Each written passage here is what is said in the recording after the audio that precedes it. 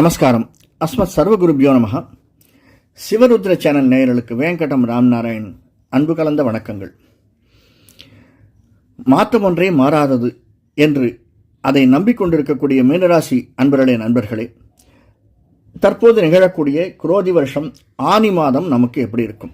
இந்த ஆனி மாதம் 15/6/2024 பிறக்கக்கூடியது. சனிக்கிழமை நவமி திதியில் உத்தர நட்சத்திரத்தில் பிறக்கக்கூடிய ஆனி மாதம்.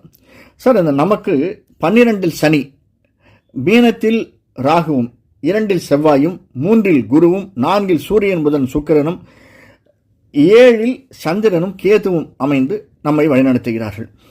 கிட்டத்தட்ட ஒரு 1.5 வருஷமாக யாராவது சொல்பவர்கள் என்ன சொல்ல, ராகு கேது நம்ம இதில் இருக்கிறதுனால கொஞ்சம் கணவன் மனைவிக்குள்ள இடையே உள்ள உறவு என்பது கொஞ்சம் சுமாராக தான் இருக்கும் அப்படின்னு சொல்லுவாங்க. ஆனால் இந்த மாதம் நிச்சயமாக போன மாதத்தை விட இந்த மாதம் நமக்கு அது ஏற்றம் இருக்கக்கூடியதாகத்தான், கணவன் மனைவிக்கு இடையே உள்ள உறவு நல்ல மாற்றமும் ஏற்றமும் தரக்கூடியதாகத்தான் இந்த மாதம் அமைந்திருக்கிறது. முதல் விஷயம் கூட சந்திரன் இருக்கிறது. அதனால சந்திரன் சில மனக்கசப்புகளை கலக்கங்களை கொடுத்தாலும் நல்லதொரு முடிவையும் கொடுக்கக்கூடியதாக அமைந்திருக்கிறது. 5ஆம் பார்வையாக குருவனுடைய பார்வை மே 1ஆம் தேதியிலிருந்து நமக்கு இருக்கு. அதாவது 7ஆம் வீட்டிற்கு இருப்பதனால் நிச்சயமாக கணவன் மனைவிக்கு இடையே உள்ள உறவு அதிகமாகும். அதனால் பிற்காலத்தில் அடுத்த ஒரு 5-6 மாதங்கள் கழித்து நமக்கு புத்திர சந்தானம் கிடைப்பதற்கான சாத்தியக்கூறுகள் அதிகமாக அமைந்திருக்கிறது.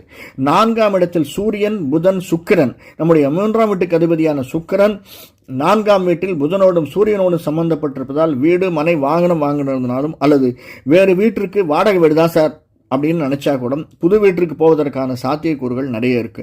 ஆனால் முயற்சி எடுக்க வேண்டும். சில சந்தர்ப்பங்களில் நம் கூட இருப்பவர்களை நம்மை குழிப்பறிக்கலாம் என்ற எண்ணம் நமக்கு மனசுக்குள்ள இருக்கும். ஏன்னா 12ஆம் வீட்டில் இருக்கக்கூடிய சனி, அந்த சனியினுடைய பிம்பம் நமக்கு அதிகமாக இருக்கிறது. அது மட்டுமல்ல, சில பேர் சொல்லுவாங்க சனியினுடைய தாக்கம் உங்களுக்கு இருக்கிறதுனால அந்த சனி 7ஆம் பார்வை அவங்களோட 6ஆம் வீட்டை பார்க்கறதுனால ஒரு நன்மையும் இருக்கிறது. ஏன்னா 6ஆம் வீடு என்பது சூரியனுடைய வீடு. அந்த சூரியன் நமக்கு 4ஆம் வீட்டில் இருக்கிறதுனால நிச்சயமாக பூமி சம்பந்தப்பட்ட ஏதாவது ஷேர்ஸில் நாம் இன்வெஸ்ட் பண்ணணும்னாலும் அல்லது பூமியிலேயே இன்வெஸ்ட் பண்ணணும்னாலும் நிச்சயமாக மீனராசிக்காரர்களுக்கு ஒரு வருடம் 2 வருடம் கழித்து ஒரு நல்ல பலனை கொடுக்கக்கூடியதாக அமைந்திருக்கிறது.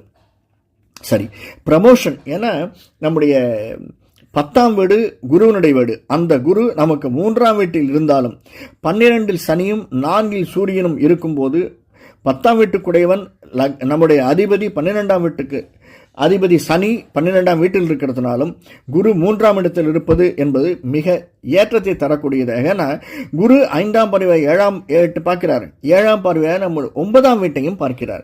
இவை இரண்டும் சேர்ந்து நமக்கு பூர்வ புண்ணிய ஸ்தானமும், அதாவது எதிர்பாராத இடத்திலிருந்து ஒரு நட்பும் அல்லது தற்போது இருக்கக்கூடிய ஒரு நட்பில் இருக்கக்கூடிய சிலர், ஒரு வயதானவர்கள் அல்லது நண்பர்கள் மூலியமாக நமக்கு ஏற்றமும் நன்மையும் நல்ல செய்தியும் காதில் விழுவதாக இந்த மாதம் அமைந்திருக்கிறது. அது குருவனுடைய அருளும் திரு அருளும் குரு அருளும் நமக்கு நிறையவே இந்த மாதம் அமைந்திருக்கிறது. ஆனி மாதம் நம்முடைய மீனராசிக்காரர்களுக்கு. அது மட்டுமல்ல, சின்ன சங்கடங்கள் நமக்கு ஏற்பட வாய்ப்புகள் இருக்கு, இல்லைன்னு நான் சொல்லலை. தலைவலி வருவதற்கோ, கால் பாதம் சில இடத்துல சுளுக்கு ஏற்படுவதற்கோ, அல்லது திடீர்னு எங்கேயாவது போகிற ஒரு இடத்துல இடிச்சுக்கிறோம் சார், நகம் பட்டுறது, அந்த மாதிரி கையில் நகை சுற்றி அல்லது கை வச்சு சாத்திக்கிறது, கையில் நகம் திடீர்னு உட்கார்ந்த இடத்துல ஏந்திருக்கச்சா கை சுளுக்கிக்கிறது, சைக்கிள்லேருந்து விழுது, வண்டியிலேருந்து விழுது, இந்த மாதிரி சின்ன உபாதைகள் நமக்கு ஏற்படக்கூடியதும் அதனால் ஏற்படக்கூடிய மருத்துவ செலவுகளும் நமக்கு அதிகமாக இருக்கும். முக்கியமாக சின்னத்திரை பெரிய திரை இருப்பவர்கள் அல்லது வெளிநாடு செல்பவருக்கு ஒரு மாற்றம் வேணும் அப்படின்னு நினைக்கக்கூடியவர்களுக்கு நிச்சயமாக ஒரு மாற்றம் எதிர்வரும் நல்ல மாற்றமாக அமைந்திருக்கும் என்பதில் சிறிதும் சந்தேகமில்லை. இருந்தாலும் நாம் ரெகுலராக நம்முடைய குலதெய்வத்தையும் இஷ்ட தெய்வத்தையும் தட்சிணாமூர்த்தியையும் அல்லது முருகனையும் அல்லது பெருமாளையும் கோவிலுக்கு சென்று வியாழக்கிழமைகளில் ஈவினிங் 7 to 8 வணங்கி வருதல் என்பது நமக்கு நல்லதொரு மேன்மையை தரக்கூடியதாக, மாற்றத்தை தரக்கூடியதாக, நான் நினைப்பவைகளை அனைத்தையும் சாதித்து கொடுக்கக்கூடியதாக அமைந்திருக்கும். நன்றி, வணக்கம்.